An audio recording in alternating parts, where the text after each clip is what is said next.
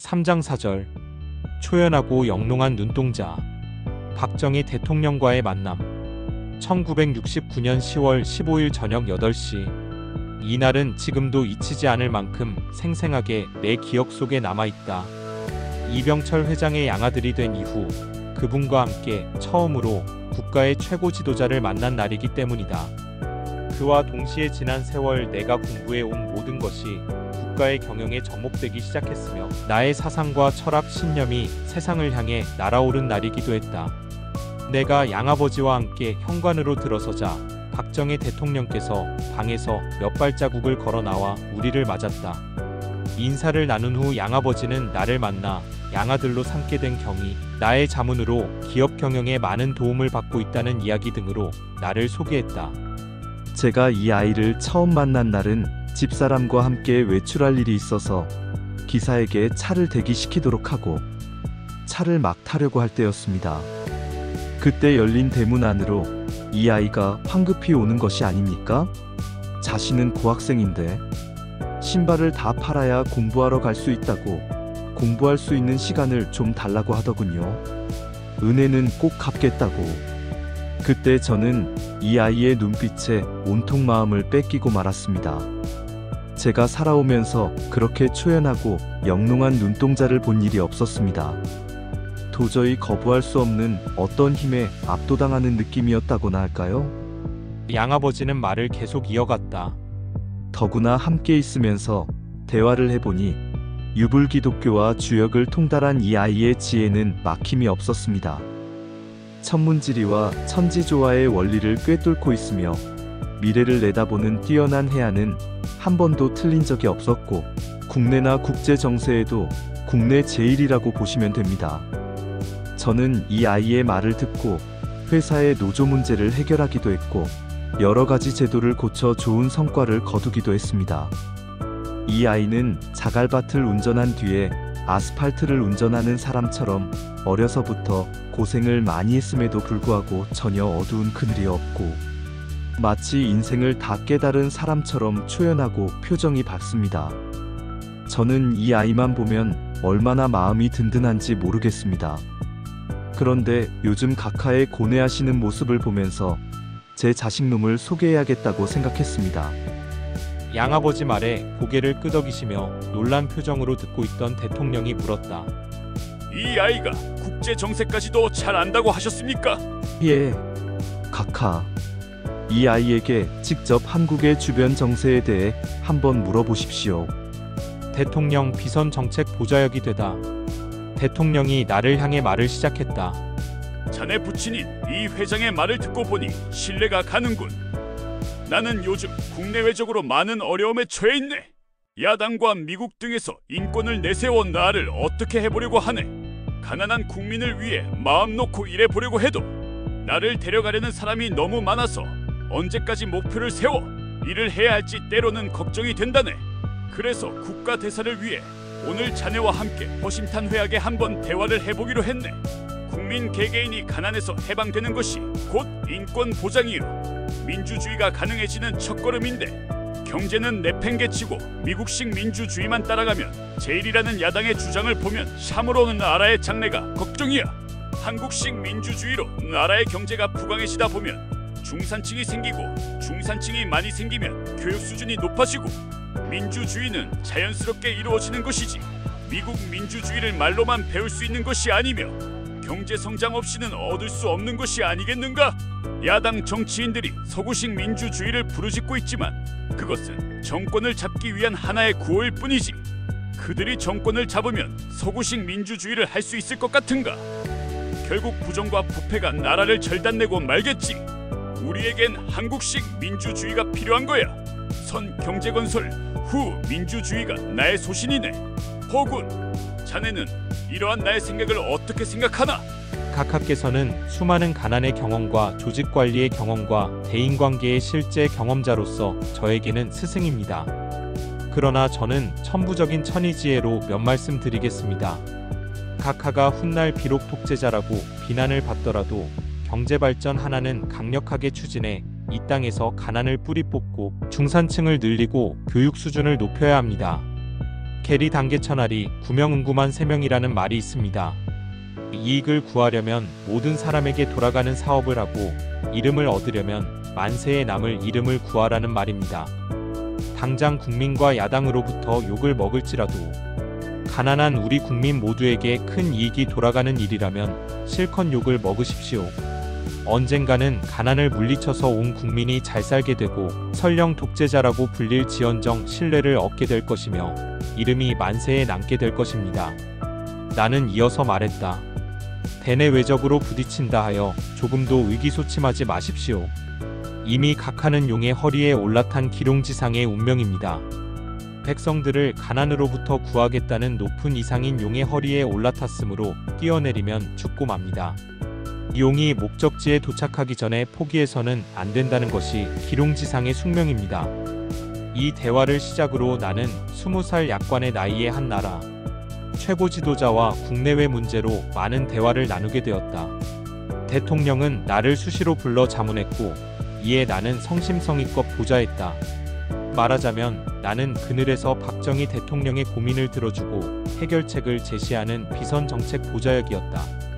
이 일은 박정희 대통령께서 돌아가시기 전까지 계속되었으며 그동안 새마을운동을 기획, 건의하여 실현시키고 그 외에도 방송통신교육제도, 소련 내 한국 핵미사일기지 인수 등 100여 가지가 넘는 정책을 건의하여 실현시킴으로써 우리나라의 급속한 고도, 경제성장과 농촌에 괄목할 만한 변화의 일익을 담당하였다.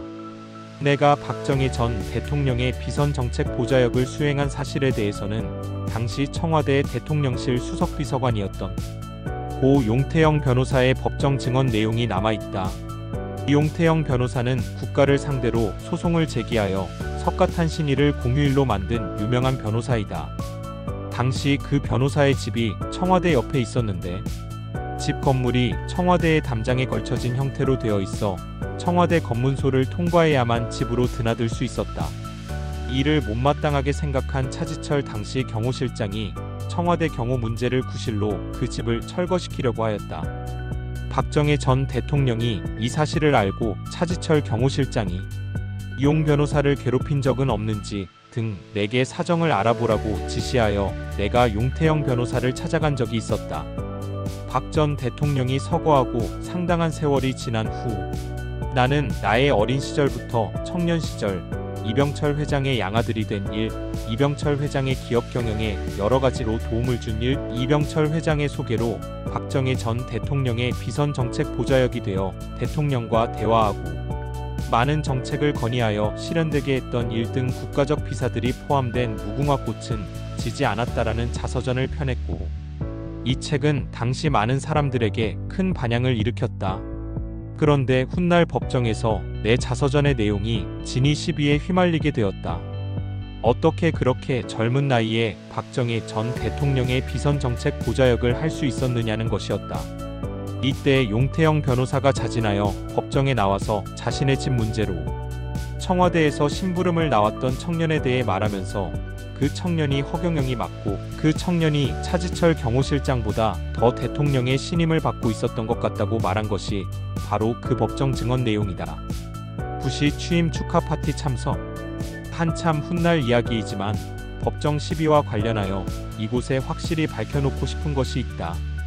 2001년 1월 16일 당시 민주공화당 총재였던 나는 미국 대사 대리의 전화를 받고 당일 비자와 비행기 티켓을 받아 1월 17일 대한항공편으로 미국에 가서 1월 18일 워싱턴에서 부시 취임 축하 댄스 파티에 참석하고 20일 부시 취임식에도 참석했다. 취임 축하 파티는 3곳에서 개최되었는데 그 중에서도 유니언 스테이션에서 열린 촛불 만찬은 전 세계 유명 인사 250명만 초청되는 A급 파티로 우리나라 정치인으로서는 유일하게 내가 초청받았다. 여기에는 부시 대통령 내외와 체니 부통령 내외도 참석했다. 당시도 그랬지만 지금도 우리 국민 중에는 이 사실을 의아하게 생각할 사람이 있을 것이다. 내가 박정희 전 대통령의 비선 정책 보좌역을 했다는 사실은 우리 국민은 대부분 모르고 있지만 미국 정보당국은 이미 잘 알고 있는 사실이며 내가 엄청난 두뇌의 소유자라는 것도 알고 있다. 당시 부시 대통령 측에서는 북한 핵을 어떻게 다루어야 하는지에 대해 내 의견을 물었고, 나는 미국이 하려는 CVP 방식에 대해 그것은 북한으로서는 받아들이기 어려운 것이므로 FVID 방식으로 해야 성과를 거둘 수 있다고 조언했다. CVP란 Completely Verifiable Permanently Eliminate의 약자로 북한의 핵을 완벽하게 검증 가능하게 영구히 되돌릴 수 없게 미국이 직접 제거하는 방식이고, FVID란 Fully Verifiable Irreversibly Dismantle의 약자로 북한 핵을 충분히 검증 가능하게 되돌릴 수 없게 북한이 직접 해체하게 하는 방식이다. 이처럼 내가 부시 취임 파티에 참석했던 것은 엄연한 사실이다. 그런데 법정에서 검찰 측은 내가 조지 부시 대통령 취임 축하 파티에 참석했다고 한 것을 거짓말이라고 주장했다. 내가 부시로부터 초청받은 적도 없고 파티에 간 적도 없다는 것이 검찰 공소장의 요지였다. 우리 측에서 증거로 제출한 부시와 내가 나란히 찍은 사진은 합성이라는 것이었다. 물론 부시와 찍은 사진은 편집한 사진이었다. 그러나 그것은 내가 편집한 것이 아니라 미국의 한 한인 방송사에서 내가 부시 대통령 취임식 전날 축하 파티에 참석한 사실을 방송하기 위해 편집한 것이었다. 참석 여부를 확인할 수 있는 다른 많은 사진과 증거물을 제출했음에도 불구하고 편집된 사진 한 장만 증거로 채택하여 나는 천하의 허풍쟁이요 거짓말쟁이가 될 상황에 놓이게 되었다. 그 당시 나는 종로에서 국회의원 선거에 출마하려고 했다. 허경영 신드롬이라는 말이 있을 정도로 내가 인기 절정이었던 때였다. 내가 구속되자 부시의 오랜 친구이고 주식회사 영암모자 회장이었던 백성학 경인 방송이사회 의장이 나를 위해 증언에 나섰다. 백성학 영암모자 회장은 내가 부시의 초청을 받아 비행기를 타고 가던 날 내 옆자리에 앉았던 사람으로 나와 함께 취임 축하 파티에 초청받아 내가 참석한 것을 직접 본 사람이었다. 백성학 영암모자 회장의 증언 내용은 신동아 2008년 8월호와 법원 증언에 나와 있다. 당시 법정에서 나를 위해 증언을 해준 분들에게 이 지면을 빌려 진심으로 감사드린다. 새마을 운동을 창안하다. 새마을 운동이 우리나라 농촌을 몰라보게 변화시키고 나라를 발전시킨 하나의 동인이었다는 것을 부인할 사람은 별로 없으리라 생각한다. 당연히 돌아가신 박정희 대통령의 결단과 추진력으로 일구어낸 그분의 커다란 업적 중 하나이다. 그런데 이 새마을 운동에 대해 최초의 아이디어를 낸 사람이 나라는 것을 아는 사람은 드물다. 경부고속도로가 완공이 되어 갈 무렵 시원하게 뚫린 경부고속도로의 사진을 보았는데 잘 뻗은 고속도로에 비해 주변 마을의 집들이 낡고 초라한 것이 내 눈에 들어왔다. 나는 마을을 새롭게 바꾸는 운동을 하면 좋겠다는 생각이 번쩍 떠올랐다. 그래서 며칠을 고심하며 방안을 생각했다. 그리고 직접 대통령에게 내 아이디어를 제안했다. 그러자 그분은 무릎을 치며 어떻게 그런 생각을 다 하느냐며 그걸 한번 연구해 보라고 했다. 나는 이미 생각해둔 것이 있다며 이렇게 말했다. 마을과 마을끼리 경쟁하게 하는 방법의 운동으로 이름은 신촌운동, 즉 새마을운동으로 지어봤습니다. 새마을운동이라 그거 좋은 이름이군. 그래, 새마을운동은 어떤 성격의 운동인가? 국민적 에너지를 결집하는 운동입니다. 지금 머리헤드, 손핸드, 심장아트, 건강헬스의 4H 운동이 있지만 그것은 도박하는 운동과 같습니다. 농촌 사람들이 노름이나 하면서 노는 사람이 너무 많습니다. 새마을 신촌 운동은 우리 국민이 힘을 모아서 마을을 바꾸고 나라를 바꾸는 운동입니다. 방법적으로는 국민은 노동, 국가는 재료를 무상으로 대주고 마을과 마을끼리 경쟁하게 합니다. 북한은 천리마 운동을 하고 있지만 그것은 경쟁이 없어서 성공하지 못합니다. 죽은 민물고기는 물살을 따라 떠내려가지만 살아있는 민물고기는 물살을 거슬러 올라갑니다. 지느러미와 꼬리를 쉴 새 없이 흔들어 더 좋은 환경으로 펄떡 뛰어오르는 것처럼 우리 국민도 운동하게 만들어서 낡은 초가집을 새집으로 바꾸고 마을 환경도 새롭게 하고 노름이나 하면서 게으르게 사는 낡은 정신을 새로운 정신으로 바꾸는 것입니다. 그래서 새마을 운동의 3대 정신으로 자조, 근면, 협동을 정해보았습니다. 3대 정신에는 이라는 소의 쟁기를 닮은 힘력이라는 글자가 6개 들어있고 열 십자가 1개 들어있습니다. 이것은 6일간은 열심히 일하고 하루는 쉰다는 의미입니다. 6개의 힘력은 에너지로 새마을 정신의 에너지, 힘을 강조했습니다. 나는 계속 말을 이어갔다. 성장주의, 복지주의, 양시주의, 총체주의는 새마을 운동의 4대 이념입니다. 그리고 살기 좋은 고장, 보람 있는 일터, 건강한 사회, 자랑스러운 나라 건설은 4대 목표이고요. 또 새마을 운동은 도민양산, 즉 민주화는 잠시 숨기고 산업화를 먼저 해야 성공할 수 있습니다. 듣고 있던 그분이 얼굴에 기쁨을 감추지 못하며 말했다. 정말 좋군. 그런데 이름의 아이디어는 어디서 얻었는가? 참 많습니다.